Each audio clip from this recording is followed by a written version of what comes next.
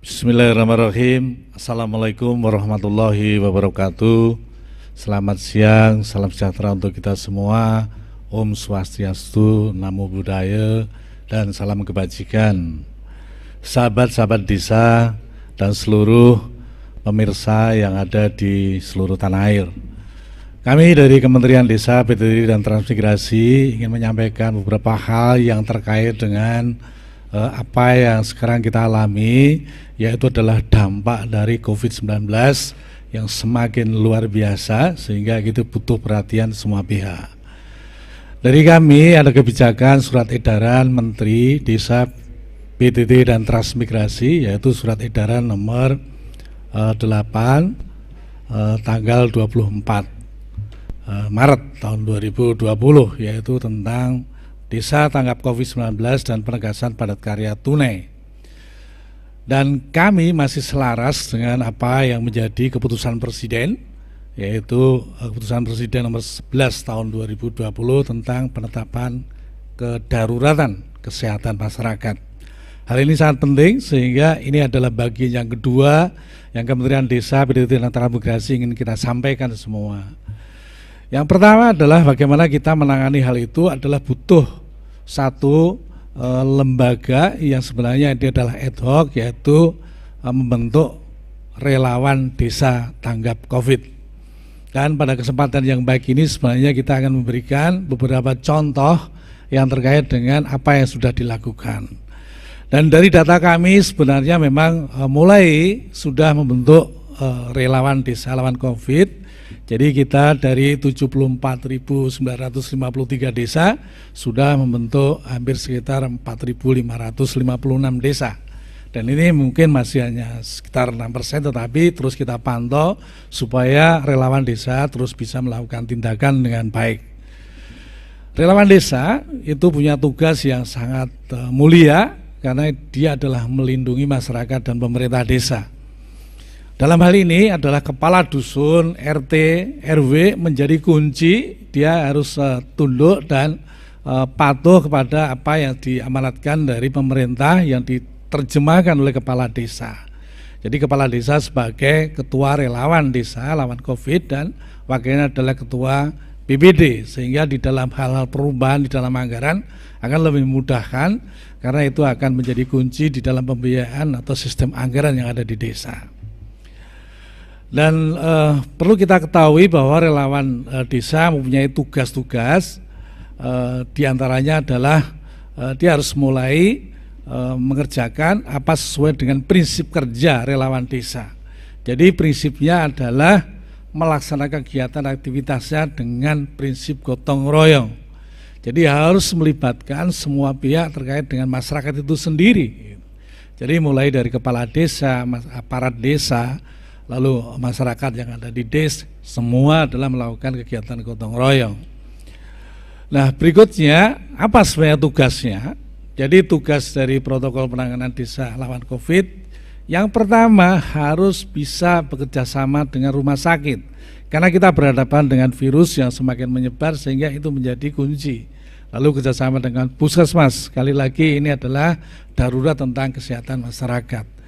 Yang berikutnya menempatkan OPD ke ruang isolasi. Nanti masyarakat harus bersama relawan mulai membentuk mendata. Nanti kita akan ceritakan beberapa best practices yang dilakukan oleh teman-teman relawan desa yang ada di desa. Yang berikutnya menyiapkan logistik. Ini penting sekali bagi OPD selama diisolasi. Nah, ini karena dampaknya semakin luas sehingga logistik tidak hanya diberikan kepada isolasi, tetapi juga kaitannya dengan nanti bagaimana menyiapkan masyarakat yang terdampak secara sosial dan ekonomi. Karena juga banyak yang terkait dengan dampak ekonominya. Mereka terputus pekerjaannya karena dia harus di rumah, dia terbatas ruang lingkup di dalam bekerja.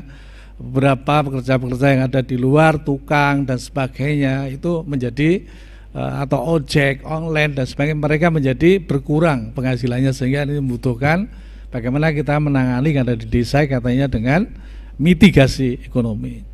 Yang berikutnya adalah melaporkan untuk yang PDB ke puskesmas atau ke rumah sakit yang ada di daerah gitu ya.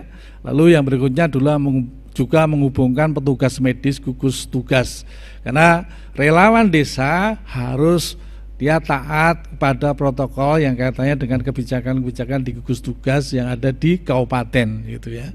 Jadi itu menjadi kunci berikutnya. Bapak Ibu yang kami hormati, jadi kami akan mengulas beberapa peran khas kepala dusun, ketua RW dan RT. Jadi ini adalah real yang dilakukan oleh teman-teman di lapangan itu. Bagaimana mereka mensikapi apa yang terjadi di desa. Nah, kunci yang pertama adalah mengelola arus data dan informasi. Jadi semua harus terdata, pemetaan data klinis dan dampak ekonominya harus jelas. Karena kita menangani sekaligus ini, menangani tentang bagaimana menjaga kualitas hidup kaitannya dengan kesehatan, yang berikutnya juga tentang ekonomi.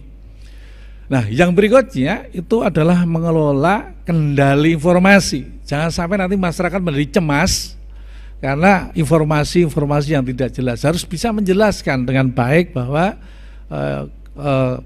penularan dan sebagainya, pencegahan itu harus jelas kepada masyarakat. Yang berikutnya adalah mengambil inisiatif. Ini penting, mengambil inisiatif yang mitigasi dampak sosial dan dampak ekonomi sekaligus. Jadi bagaimana kalau misalnya dampak sosialnya kegiatan kondisi darurat yang tidak bisa dilakukan, contohnya misalnya keagamaan, kebudayaan, mereka harus memberikan informasi. Jangan sampai nanti terjadi kerumunan, dia harus taat kepada anjuran pemerintah, taat anjuran kepada MUI dan sebagainya. Lalu kegiatan-kegiatan masyarakat yang terdampak ekonomi, yang tadi karena sudah terputus pekerjaannya, bahkan dari luar daerah yang sudah masuk ke desa dan sebagainya, harus mulai didata, karena mereka tetap akan punya bagian nanti dari jaring pengaman sosial. Yang berikutnya adalah desa harus memulai membuat peranata sosial baru. Apa yang sesuai dengan kebutuhan-kebutuhan yang ada di desa, agar tidak memunculkan konflik sosial. Contohnya aturan baru dalam menerima tamu, dalam pemakaman, termasuk kegiatan-kegiatan keamanan lingkungan. Itu diatur oleh kepala desa, diputuskan dalam peraturan desa. Sehingga tidak terjadi lagi penolakan-penolakan terhadap misalnya pemakaman dan sebagainya. Mereka diberikan pengertian tentang hal itu. Jadi ini penting supaya tidak terjadi dampak yang sifatnya adalah psikologis, sehingga mereka menjadi ketakutan, menjadi panik dan sebagainya. Dan di dalam peran khas kepala dusun, ketua RW, RT dan kepala desa sendiri adalah bagaimana mengkomunikasikan tentang hal itu day by day, real time. Jadi dia harus ada misalnya membuat WA group, mungkin ada yang membuat websitenya dan sebagainya, supaya mereka bisa mengetahui informasi-informasi yang dilakukan oleh desa. Oke. Nah, ini beberapa contoh yang sebenarnya kita ingin melihat kalau misalnya kita mendata tentang dampak sosial, tentang kesehatan masyarakat.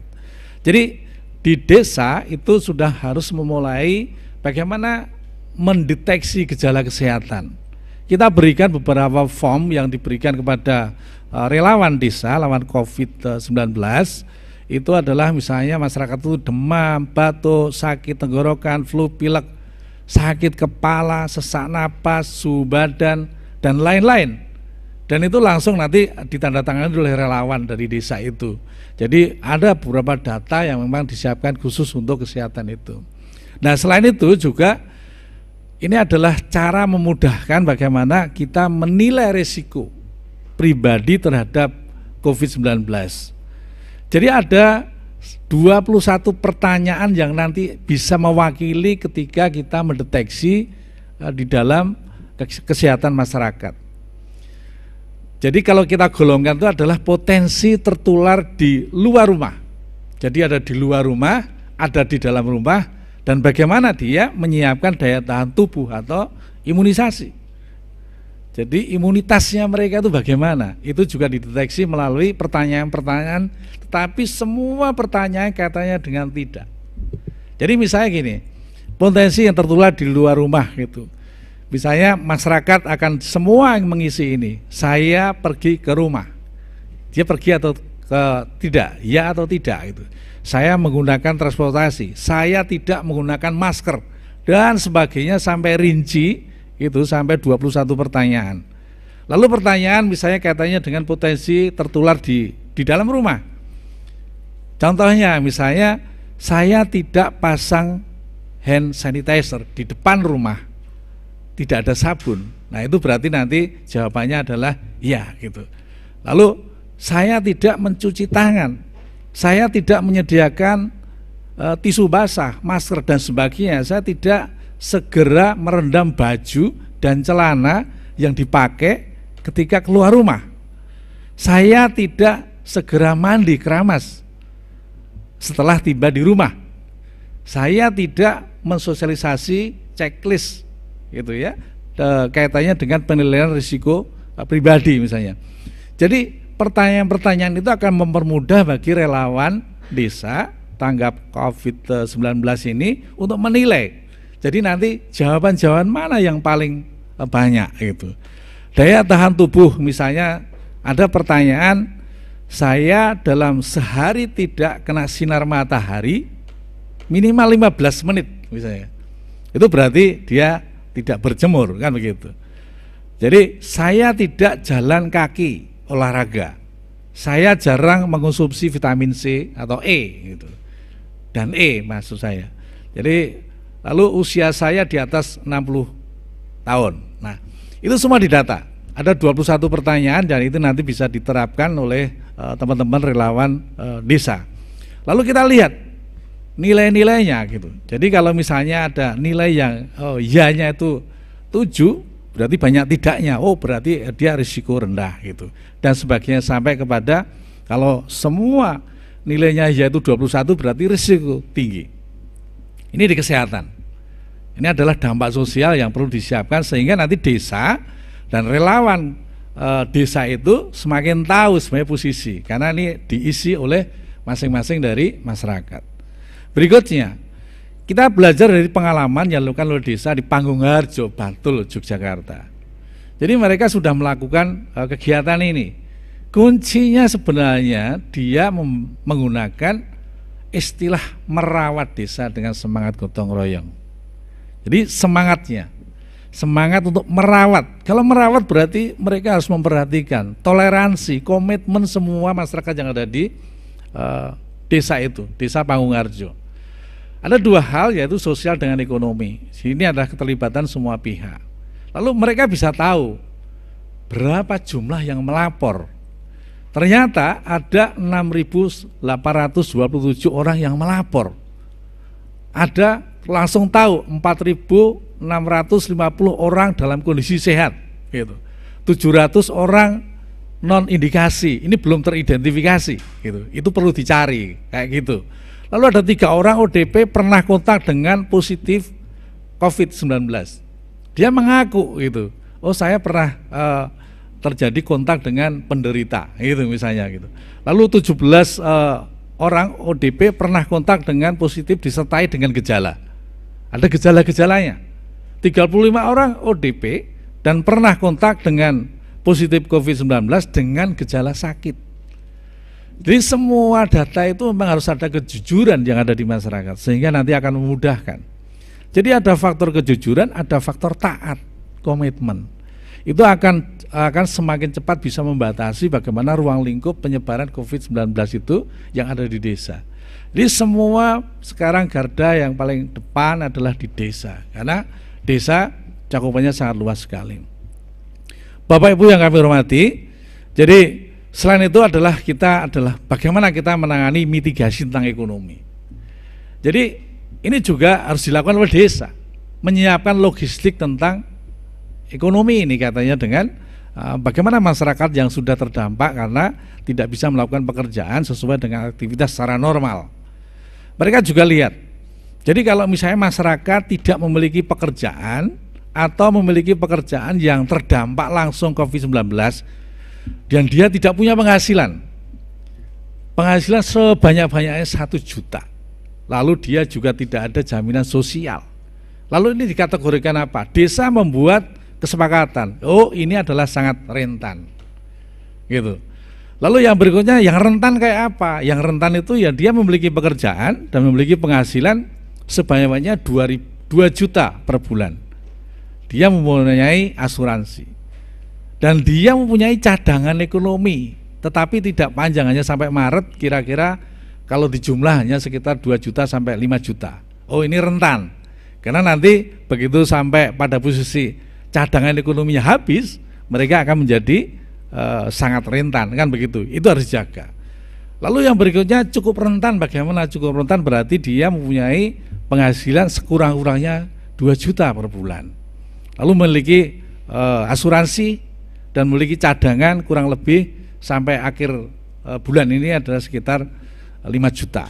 Jadi mereka masih punya. Ini cukup rentan. Jadi hal-hal ini selalu dilakukan. Mudah-mudahan itu bisa membuat bagaimana penanganan ekonomi kepada masyarakat yang ada di desa.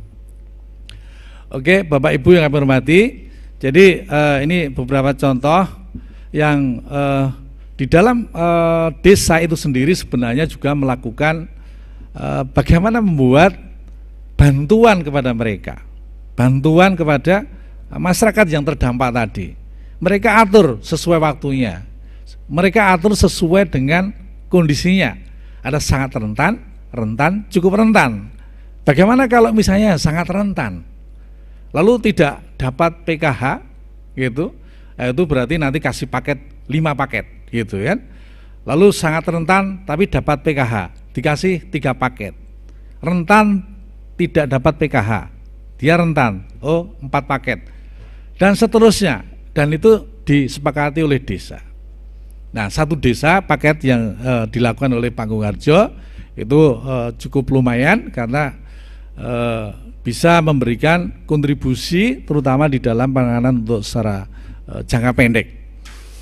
Bapak Ibu yang kami hormati, bagaimanapun persiapan yang ada di desa adalah membutuhkan kontribusi dan kebijakan dilakukan oleh pemerintah daerah, bupati dan gubernur.